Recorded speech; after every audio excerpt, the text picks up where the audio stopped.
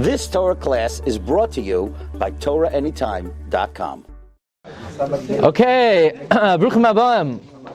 Welcome everyone. Rabbi Glatstein, if you made it here tonight, then like we like to say, you must have tremendous chusim, because what we're going to learn tonight is Dvarim Ha'imdim Barumay Shalaylam.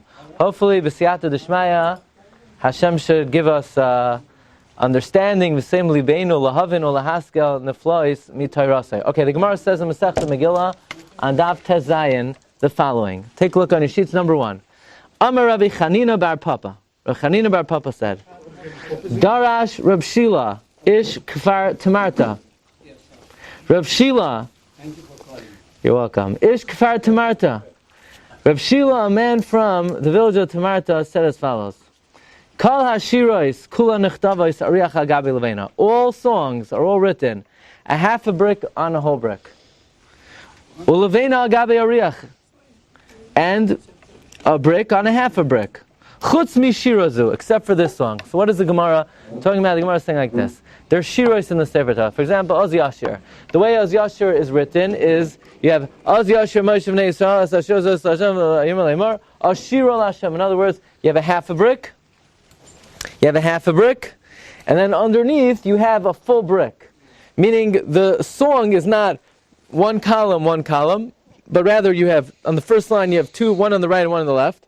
The second line you have one in the middle. Sort of if the two top lines would fall, they would be supported on the middle line. Then you have line 3, half a brick, and then line 4, a whole brick. So all songs are basically staggered, so that if theoretically, if one would fall, the line underneath would catch it. Except for this song.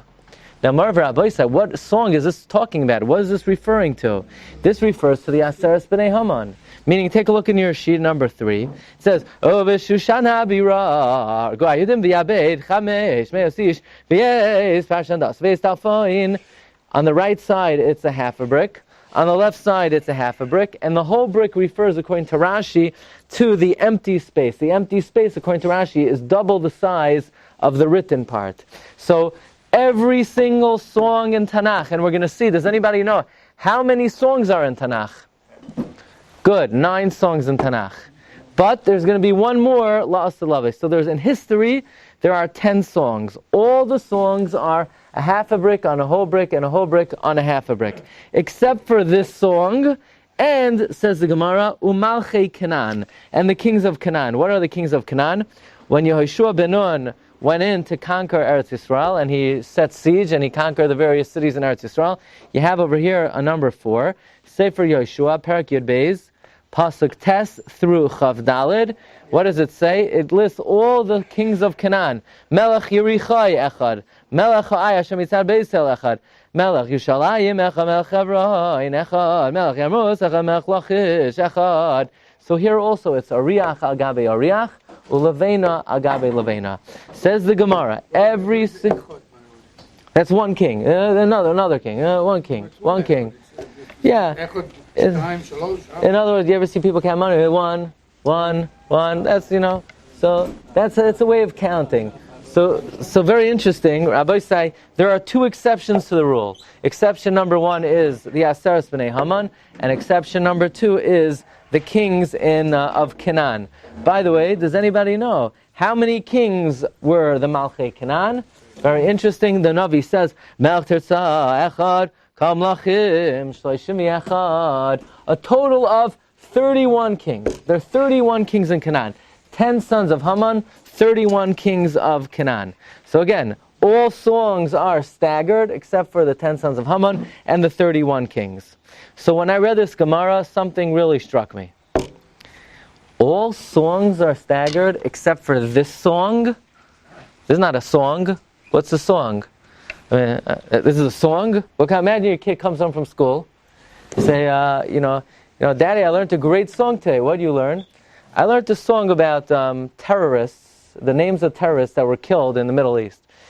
Mohammed Ahmadinejad. What kind of crazy school do you go to? You're singing a song about names of... it's ridiculous.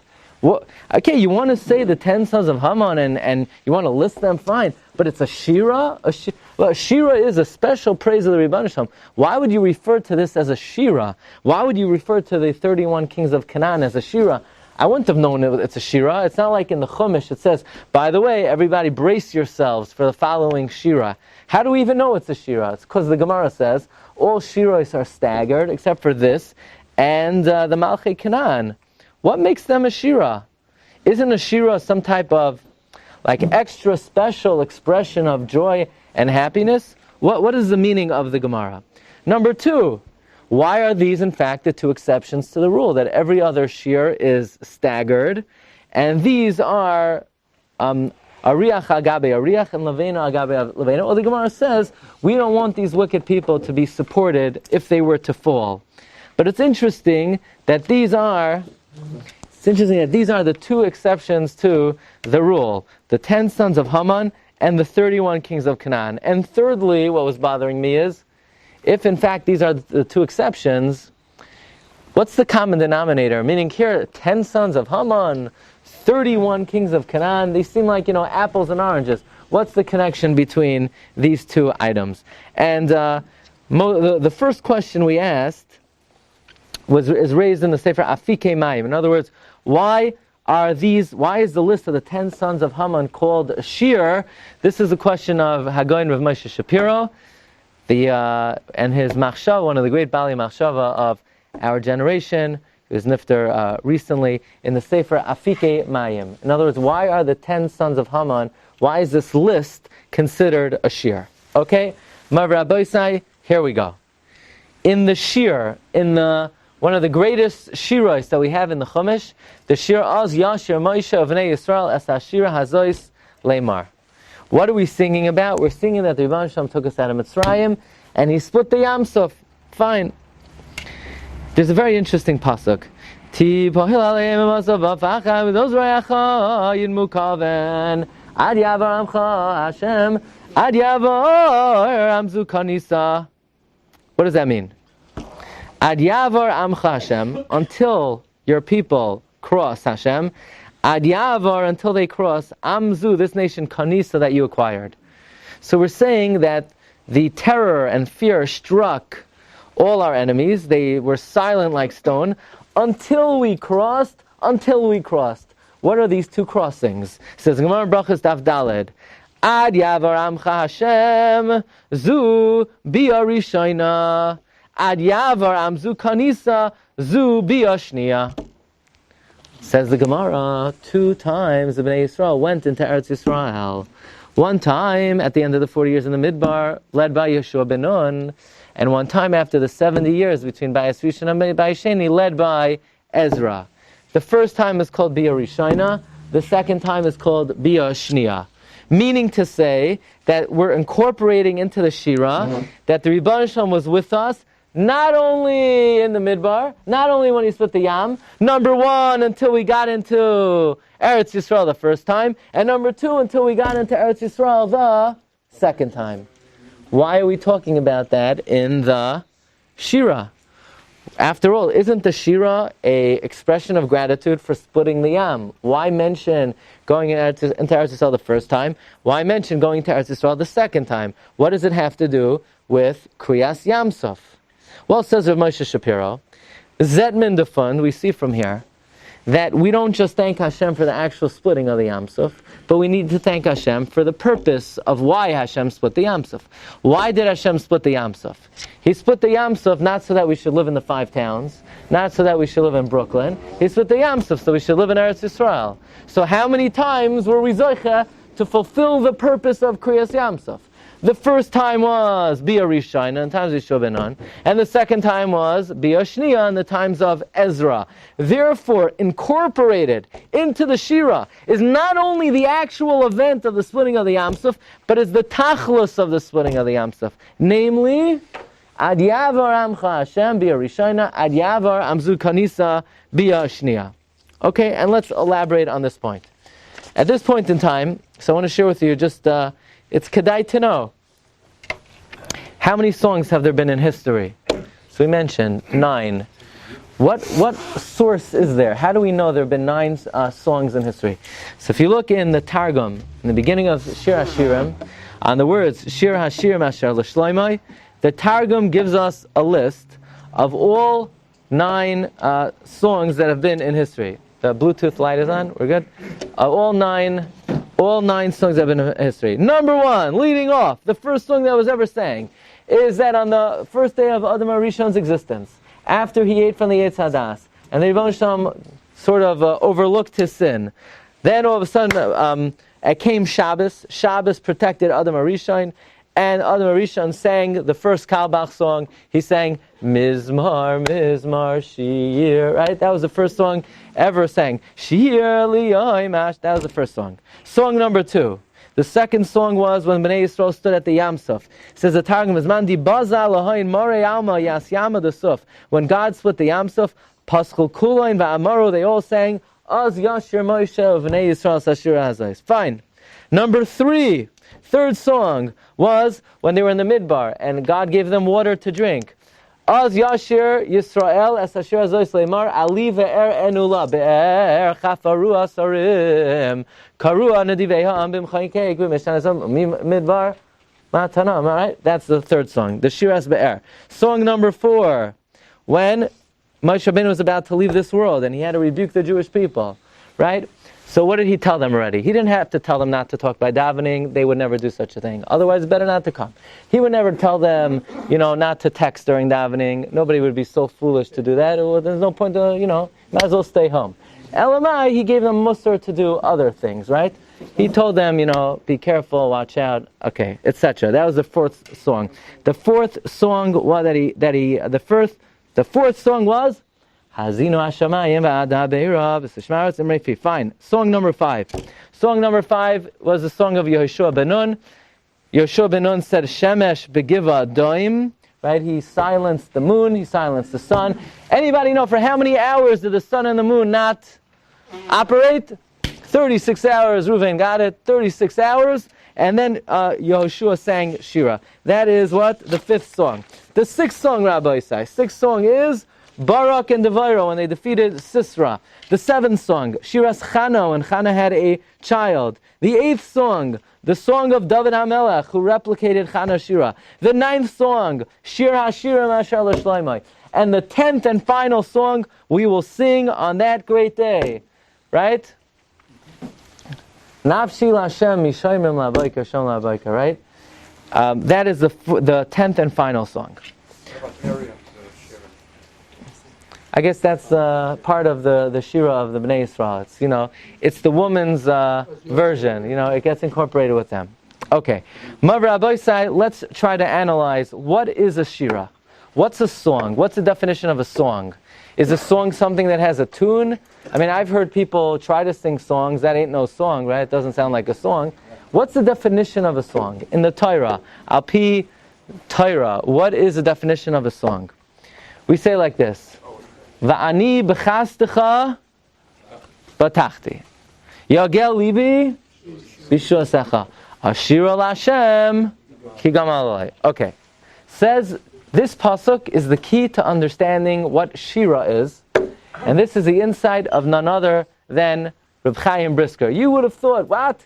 The Rav's going to tell me pshat in a song. You thought I'm going to tell you some kind of no, I'm telling you Reb Chaim. There's no way to understand anything without analysis. People think, no, analysis, some Jews are analytic and others are fuzzy and fluffy. No. Rav Moshe Shapiro once said that if you're mefakpek on the approach of brisk and learning, you're mefakpek on Torah Shebal Peh. There's only one way. You have to learn analytically. You have to think clearly. What is the definition of a song? Let's talk about the following. Is it possible to be on a madrega, to have such bitachon in Hashem, that even if a person is in a bad matzav, they could already foresee the salvation to the extent that I already sing before the salvation comes? Not possible. Could you be on a madrega that you trust in Hashem so confidently that I'm happy now, even b'toich tzara, because I know He'll bring a Yeshua? Yes. But I can't sing yet. How do I know this? It's a pasuk in Tehillim. Va'ani b'chastecha batachti. I trust in your kindness, Hashem. Yagel libi, my heart rejoices. Bishuasech, in your salvation. Now, even though it didn't come yet, Shira Lashem, when will I sing to you? Ki gam alalai, I won't sing until the Yeshua happens. I could be Yagel now, I could rejoice now, I could be joyous now, but I can't sing yet. In order to be able to sing, you need to experience the Yeshua. Why? Here we go. Does anybody know, for a free vacuum cleaner, what does the word Shiur mean? I don't know. A lesson? What does Shiur mean? A line. A line. Lesson. Maybe that's a shura, a lesson. Well, let's look in the Gemara. In the Gemara, the word Shiur means one thing. Boy, Rabbi Yirmiyah, look number 11, Kashir Mahu. It says if you find in coins like in the shape of a triangle, is it a siman? Is it not a siman? What about if it's bashir, kashir? What's kashir? A circle. A circle. Rashi says mutalin ba'agol ka'asada. It's in a circle like a bracelet. Or the Gemara in Shabbos. Could your behemoth go out with a ring around its neck? What's the lashon? B'chol balei hashir yotzim b'shir. Says Moshe Shapiro, we see from Shas, the definition of shir is a circle. Now, what is the feature of a circle? What does a circle reflect? What message does a circle say? Endless. It's endless. There's no beginning and there's no end. It's almost like right where it ends, that's where it begins. The beginning and the end meet. There's no end point, oh, now it's over. It's when it ends, that's where it joins back to the beginning. In Lashon HaKodesh, it's called the following. It's called Soifai No'otz B'tchilasai. The end is stuck into the beginning. In many Sfarim, they talk about, what's the connection between Le'enei Kol Yisrael and Bereshis? They like to connect the end of the Chumash to the beginning. It's called Soifai No'otz B'tchilasai. Or in many Sfarim, they connect the end of the Masechta to the beginning of the Masechta. Why?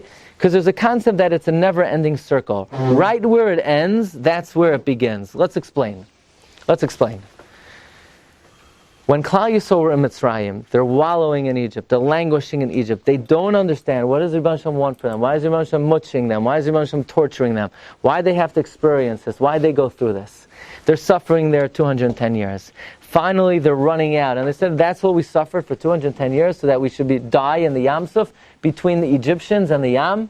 And then all of a sudden, lo and behold, the Yam Suf split, and Ra Shivcha Alayam Ashalai Ra Yecheskel Ben Buzi. And then the Bnei Yisrael realized that the Rebbe Hashem had a mission for them. He was forging them. He was creating them. Then they understood that this was not just a reward. This was the climax of 210 years of planning. That what they saw, we say,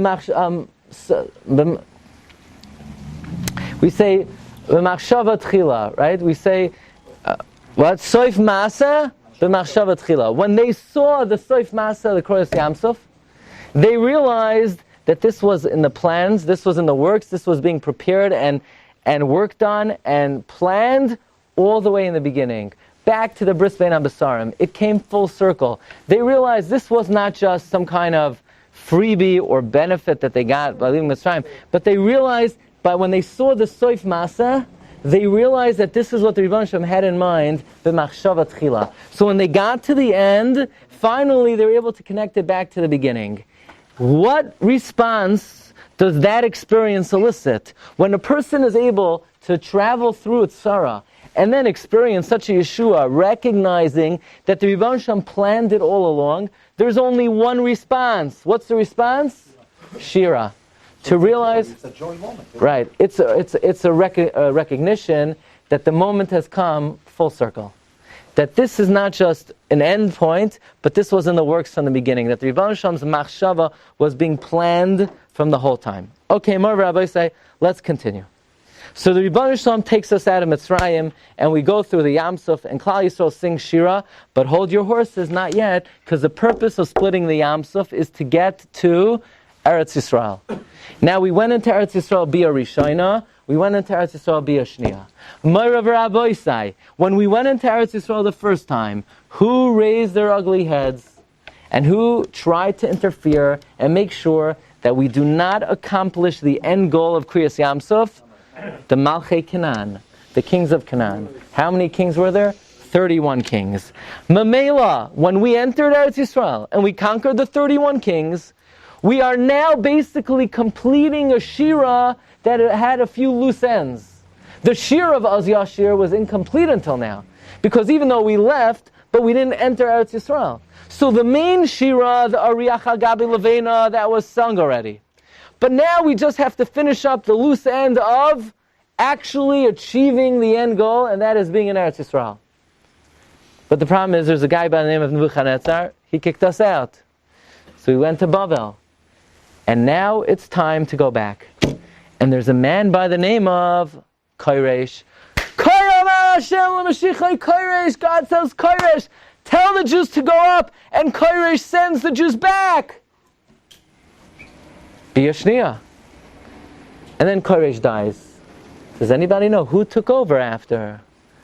A big, fat king by the name of Achashverosh.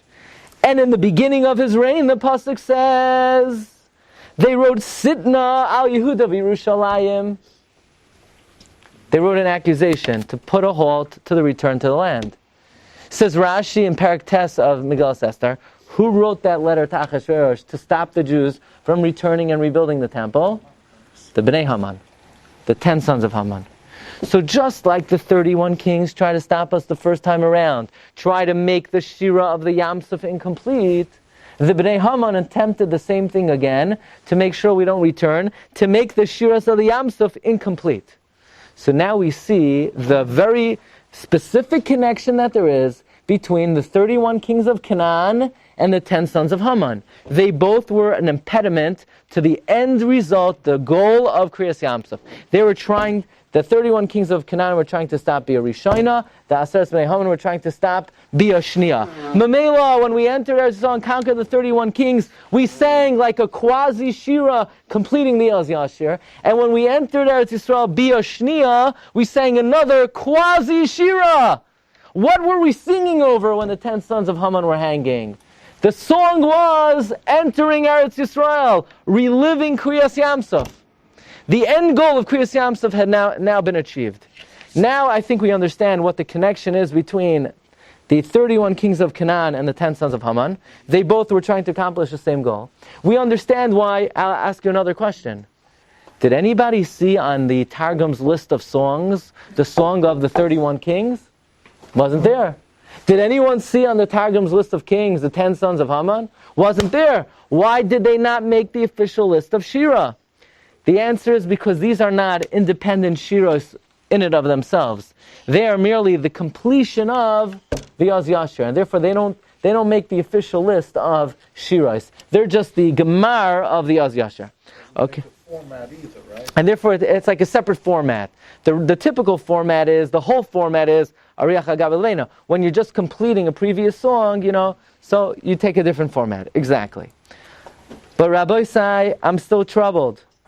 Because yes, they're exactly parallel. They're both trying to stop return to Eretz Yisrael.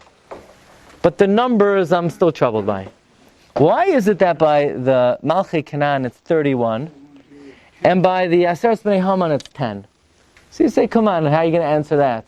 I'm going to show you. Also, what's the significance of 31 kings? 31 kings? That's an odd number. When did you ever see the number 31 for anything? What's 31? In Echad Mi Yodea, what do they stop by what? 13. Then, right, what are you going to do with 14, right? Imagine if there were 14 days of Hanukkah, right? Yeah. 31, what's 31? Anybody ever heard of 31? Kale. Not bad. The lave is a circle. It's the last chain. It's the last chain. So I'm going to share with you an incredible, this is the key. This is the key to the share right now. Number 21, the Toisus Yomtiv on the last Mishnah on Uksin. You ready for this? This is Mamish Oyim Anayra. What's the last Mishnah on Shas? Amar Rabbi Shua ben Levi, Osir HaKadosh Baruch Hu lahanchil l'chol tzadik v'tzadik. Every tzadik is destined to inherit how many worlds? Shai Olamis. 310 worlds. Shenemar lehanchil oyave yesh v'oitzoseim amalei. To those who love me, I have what? I have yesh. I'm going to fill up their storehouses. By the way, this is a statement of Rabbi ben Levi in the Mishnah. The Gemara in Sanhedrin Daf Kuf quotes it from Rava Bar Mori, an Amoira. Be it as it may, what is the meaning of 310 worlds? What kind of number is that, 310? Divided by 10. Now, by the way, the Torah Chaim says, how many mitzvahs are there? 613 mitzvahs. 7 mitzvahs to Rabbanon. So total of 620. One for the husband and one for the Rebbitzin. So they split it, Shali, half and half. So if you divide the Torah, husband and wife, 310 go to the husband, 310 go to the wife. But Marv Rabbi said, listen to this, it's Oyam Benoira. The Medrash says that in this world, our relationship to God is like a woman to a man. Now, does a woman inherit a man? There's a concept, a woman only gets 10%. Mamela, how many Oilamos does the Rebbeinu Shalom have? We don't know. Now let's figure it out. If in Canaan there were 31 kings, and we yarshin Eretz Yisrael, which is where Yoresh, the Olam Haba that exists in Olam Hazeh, and that's how many worlds? 31, because of 31 kings. And that's only 10%. It must be that in Olam Haba there are 310 worlds. Why? 10 times the Malchei Canaan. The meaning of Yesh, Lahanchel Oyeva Yesh, that also Hakadosh Baruch Hu Lahanchel Chotzai V'Tzadek Shai Oilamos. What's the secret of Shai? The secret of Shai is it's 10 times the Malchei Canaan. So if the Malch, that means, listen carefully, says Rav Moshe Shapiro, this is what the Tosfos Yom Tov says, that the secret of 310 is 10 times the Malchei Canaan. That means what exists in Eretz Yisrael, the Olam Haba that exists in Eretz Yisrael, is a 10th of the worlds in Shemayim. That means the Malchei Canaan were the Kayach HaTumah that was impeding us from being kaina whatever is available of the Oilamos Halyonim in this world. So if there are 31 kings of Canaan, there must be 31 Oilamos available, and that means in Olam Haba there must be 310. Very interesting. So what we're learning is, how many Oilamos are in Olam Haba? 310. And I always wondered, Olam Haba is such an important concept in Judaism, right? The Mishnah says, Olam Hazeh, Doimar B'Lefroizer, B'fnei Olam Haba. So why doesn't the Torah talk about it? Where does the Torah talk explicitly about Olam Haba? Nowhere. It's not mentioned explicitly in the Chumash. And yet, I was amazed. It is merumaz in the very first Parsha, in the very first Pasuk, in the very first word in the Torah. Bereshis! Says the Paneach Rosa, one of the Balei HaTosfos. Bereshis spells Barasa Yesh. You created 310. I mean, if you think, but where is it? You got up to the first pasuk yet? I didn't get too far. It's okay. You didn't have to get too far. Even if you stop paying attention the moment your Rebbe opened up his mouth, you're still good to go. Bereshis, Barasa Yesh. The Rebbeinu Shalom created 310 worlds. Says the Balei Tosfos. Also in the Sefer Chaim Tchila, Rav Chaim Falaji. That's Pshat. Kol Yisrael, Yesh Lahem Chelek L'Olam Haba. They have 310. But then, let's take it a little further. This is Oyam V'Noira. If there are 310 worlds upstairs, there must be a kayach of 310 downstairs. And in fact, there are. What is this world called? When Hashem created this world, He created it. Fill in the blanks, play a little game. Hashem created the world, blank, me'ayin. Yesh me'ayin. Olam haba is yesh. Olam hazeh is also yesh. Olam haba is shai olamos. Olam hazeh is yesh me'ayin. Barasa yesh. God created the world, yesh me'ayin. So the first pasuk, the first word has dual meaning. Number one, God created 310 worlds. Number two, God created yesh me'ayin, barasa yesh. So interesting. Let's take the word barasa yesh. Okay, you ready? We're taking the first word in the Chumash. we don't want to make it too complicated. We're just learning the first word of the Chumash today. Barasa Yesh. Yesh is 310. What's Barasa? What's the gematria of Barasa? Almost 603, right? Beis Reish Aleph Taf. 603. Who else is 603? Bnei Yisrael is 603. So it's interchangeable. Barasa Yesh, God created 310. Bnei Yisrael Yesh. You know for whom the Yesh was created? The Bnei Yisrael. The Yesh was created for the Bnei Yisrael. Bnei Yisrael Yesh. Says Rav Moshe Shapiro, this is a new meaning in the first Rashi in Chumash. Rashi's bothered. Amar Rabbi Yitzchak, the Torah should have started HaChodesh Hazeh Lochem. So why did the Torah start Bereshis? So that if the Goyim say, you're robbers, you stole the land of the 70 nations. By the way, how many nations did we conquer in Eretz Yisrael? 7. Sheva Umais. Why? Again, it's always Meiser. You get 10% in this world. There's 70 Umais. In Eretz Yisrael, we got 7 nations. Says Rashi, if the Goyim come and say, you're a bunch of robbers, you stole the land of the 7 Goyim. So they could say back, all the world belongs to HaKadosh Baruch Hu. He created it, and He gave it to, who is Yashar Be'einav. He created it, and He gave it to us. In other words, the first pasuk in Chumash is addressing how do we know Eretz Yisrael belongs to Klal Yisrael? How do we know the Nachalas Goyim belongs to Klal Yisrael? And you know what the answer is? Barasa Yesh. God created 310.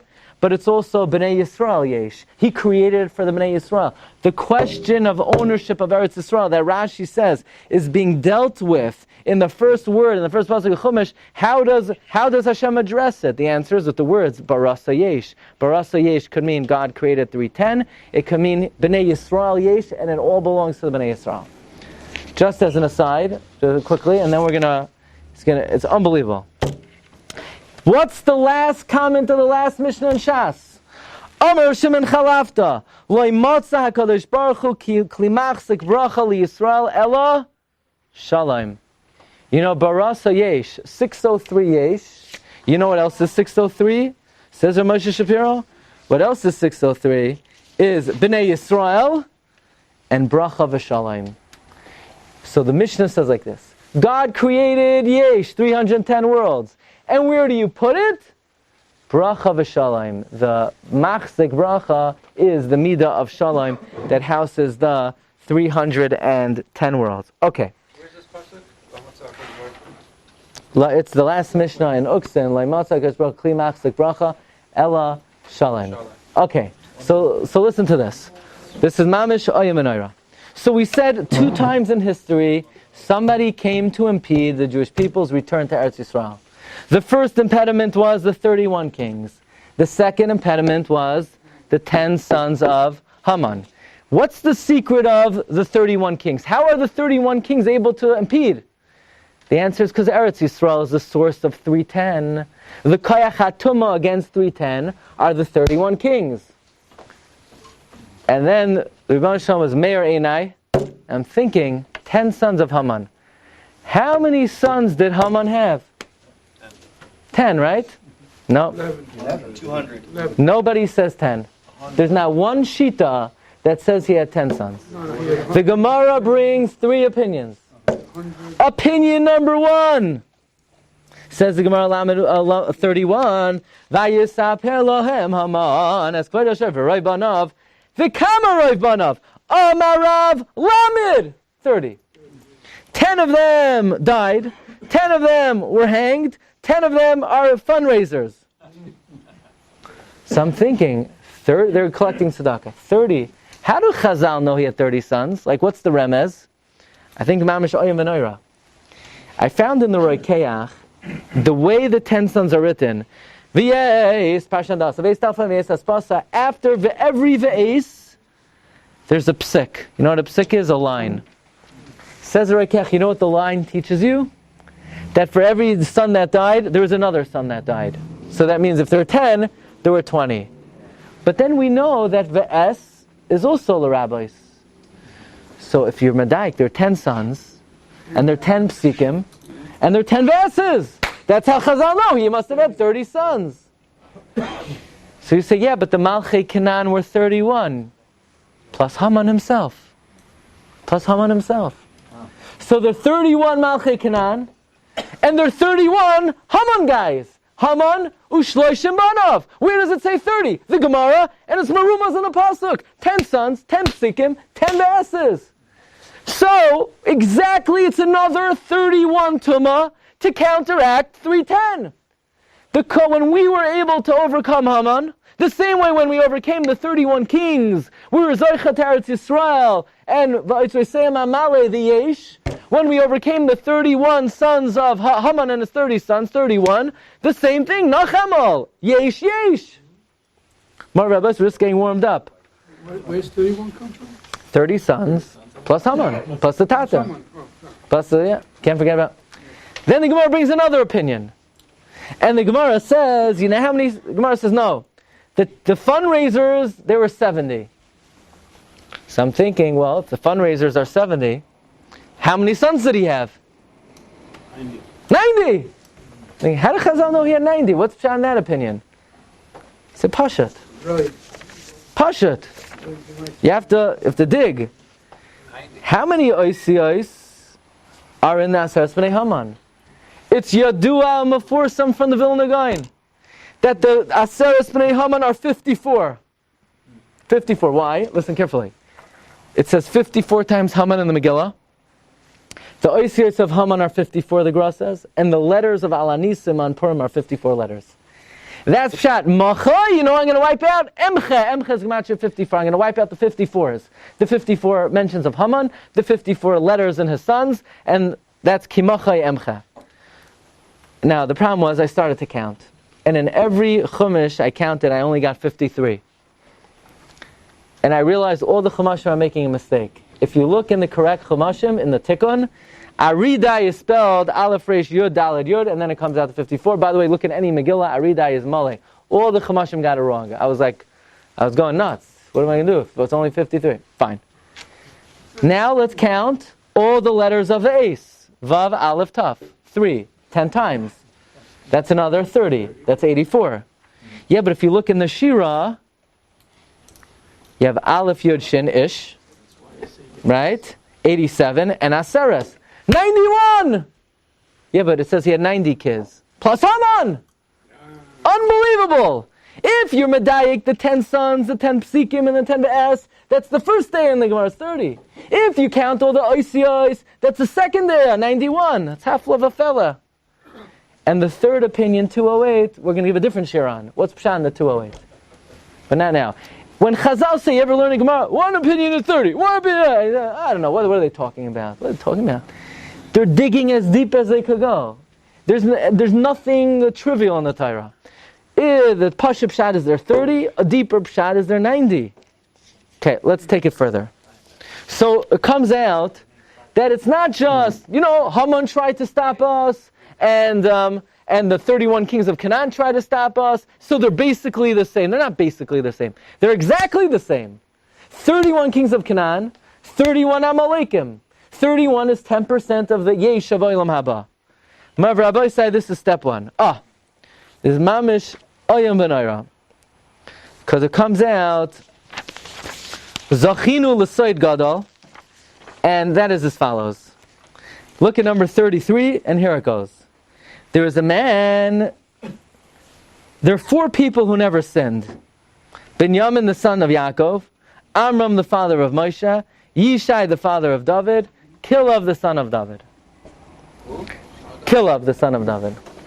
Now, the Gemara says they all are sort of a tradition, except for Yishai, the Pasuk says. Where does the Pasuk say Yishai never sinned?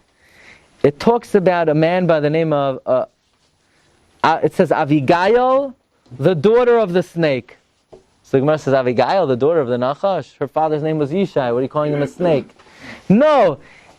He was somebody that died only because of the original sin, but he didn't deserve to die. He never sinned. Marv Rabbi Sai, what is Yishai called in Tanakh sometimes? Nachash. Called Nachash. Yeah? He's called the snake. What's the meaning of that? Marv Rabbi Isai, and what is Mashiach called? Ben Yishai. Someone who comes from Yishai. That means the Kayach of Mashiach, by the way, Mashiach is Gematria 358. Nachash is Gematria 358. So Yishai, who produced Mashiach, is like the antidote to the Nachash. That's why he's sometimes called the Nachash.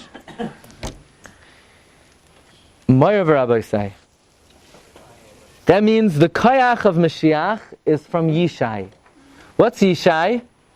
Yud, Shin, Yud. Interesting. What happens when you double up the 310? You get Kesser. Kesser of Mashiach. The Kesser of Mashiach is to take the Kayach of the 310 worlds in Shemayim and fuse it together with the Kayach of the 310 down here. To take this world, what is this world? This world is created Yesh Me'ayin.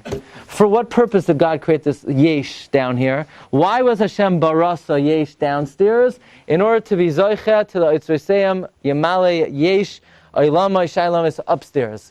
The purpose of the Yesh down here is to get the Yesh upstairs. When you fuse it together, what do you get? Kesser, 620. 310 is 620.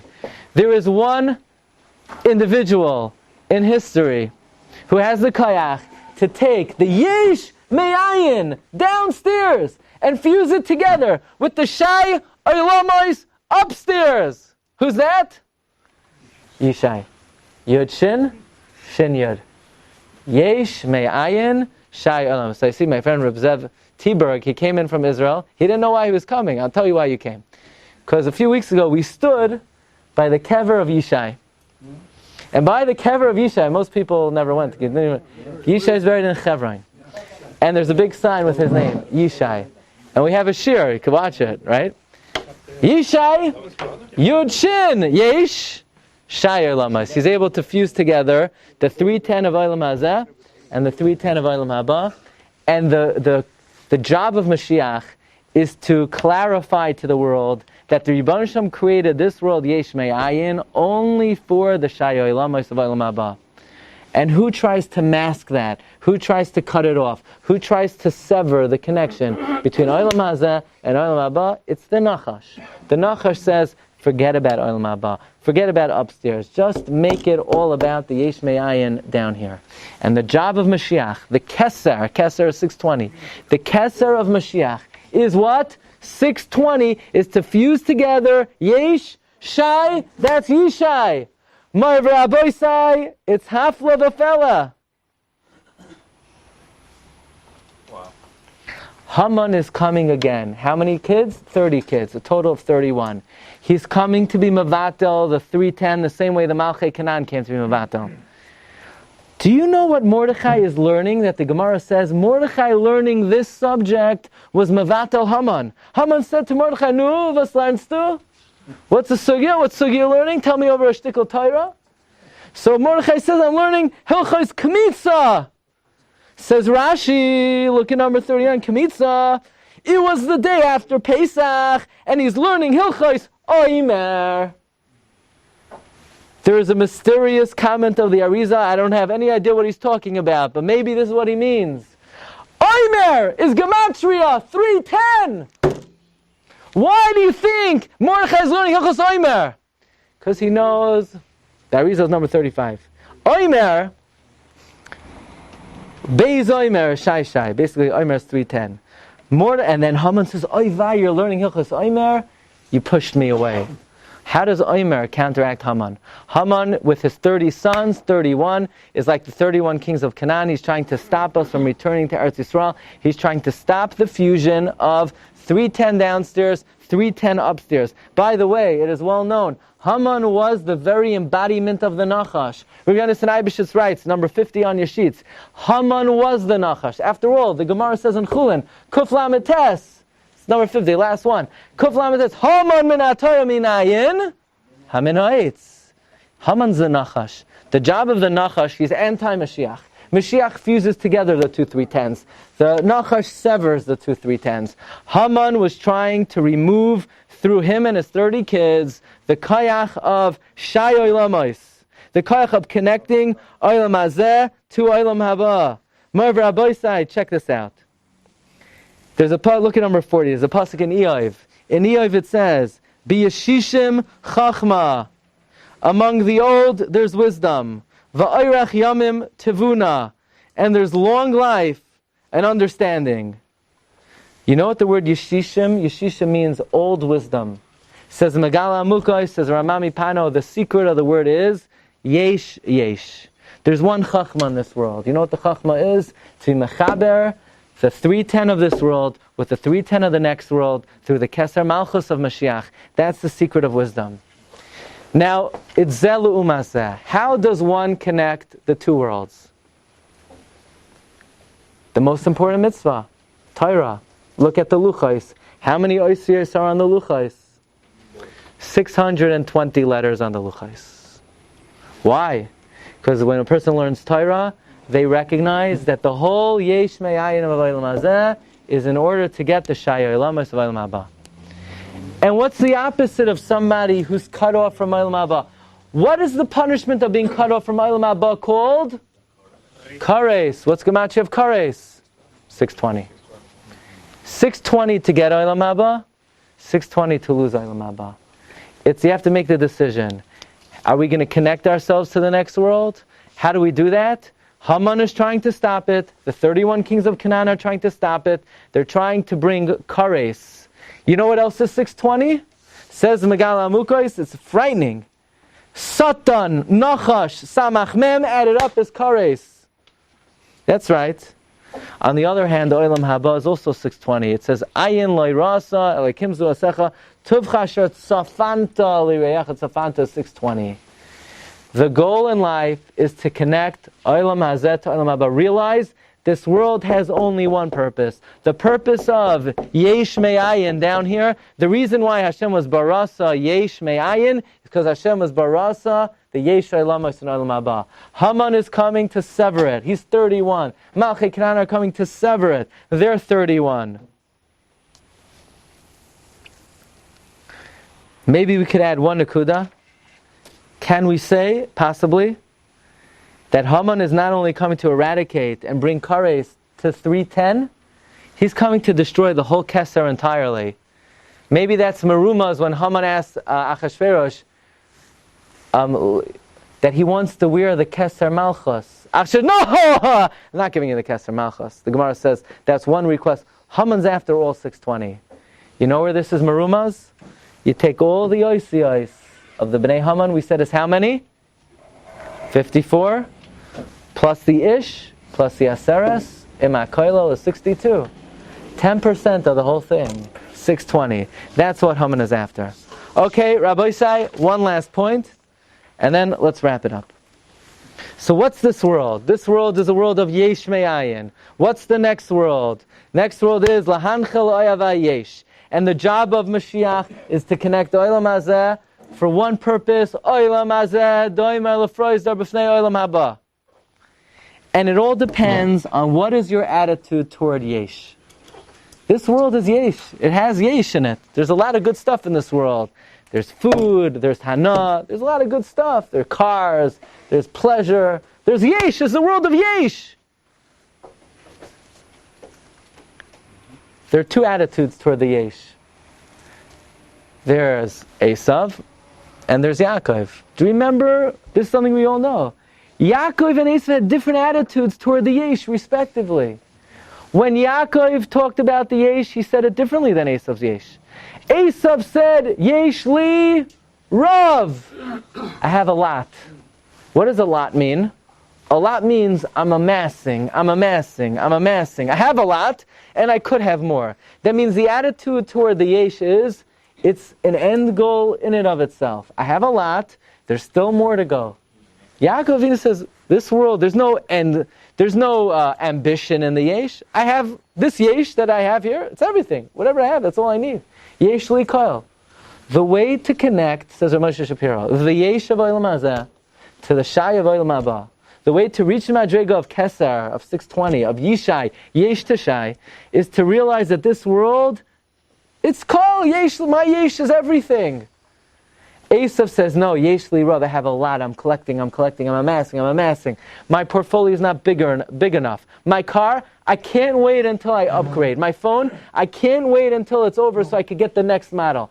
If a person's ambition in life is, rav, I have a lot, and there's room for more, what am I going to do when I have more? That's making an end goal of this world itself, and you're cutting it off from Olam Haba. But when a person looks at what he has, and that's all I need. Why? Because it's only for a different world. It's only for Olam Haba. You're mechaber the two Olamos. The same attitude that Esav and Yaakov argue about, Yesh li Rav and Yesh li Kol, I would like to suggest, is in the Megillah also. Because Haman tells Zeresh, Vayisaper lohem Haman es kavod ashrei v'roiv banav. Haman says, you know what I got in this world? I have a lot. My yesh is a lot. Meaning, there's room for more. But what does Mordechai say about his children? How does the Megillah end? Do you know what the exclamation mark in the Megillah is? V'doiver shalom l'chol zarai. Mordechai says, same old trick, Haman. You've cut yourself off from Olam Haba because you're a Roiv guy. You're an Esav guy. You are Yesh li Rav. My kids, my family, what I have is Kol Zarai. It's everything I need. Why is it everything I need? Because I connect the 310 downstairs to the 310 upstairs, and I am mechaber the two 310s to the Kesser Malchus, which is 620. And once Mordechai was zoicha to do that, Klal Yisrael were mekabel the Torah on the luchos again are 620 oisios, and they were zoicha to the potential for Mashiach. Because the Gemara we began with in number 4, had all of Klal Yisrael returned, they would have been zoicha to bring the Mashiach. The Kesser was there, the Kesser Malchus was there. They were not zoicha to it. But hopefully, Emerz Hashem, this Purim, as we learn the lesson of Mordechai, of Kol Zaroi, we hope to connect the 310 of this world, 310 to the next world, 31 Malchei Canaan, 31 Amalekim, with the Kayach of Mordechai, we're Zoicher, Kesser Malchus, B'Roshenu, B'Vias Glatstein, Her Yameinu, Amen. You've just experienced another Torah class brought to you by TorahAnytime.com.